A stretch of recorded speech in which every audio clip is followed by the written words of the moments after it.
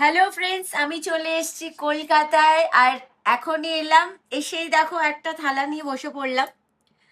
So viewers देखो कितने सारे खाना है। और ये देखो হিলসা ফিশ, ইলিশ মাছ আমাদের। এটা কি মা?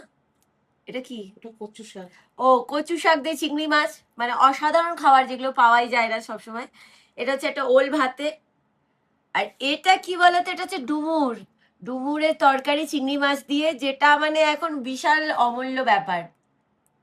তো এই হচ্ছে আজকের খাওয়া দাওয়া। তোমরা আপাতত জেনেই গেছো এতদিন যে আমি কত খেতে ভালোবাসি এই ধরনের খাবারগুলো। গরম গরম খাবার খাচ্ছি, একটু খেয়ে দেখাই তোমাদের। কচু শাকটা খেয়ে দেখাই। ডুমুরের তরকারি দারুণ দারুণ। এটা তো এখন শুরু, আজকে তো শুরু, এখনো অনেক খাবার বাকি আছে, আর ভিডিও বানানো বাকি আছে। দেখা হচ্ছে আবার পরে ভিডিওতে।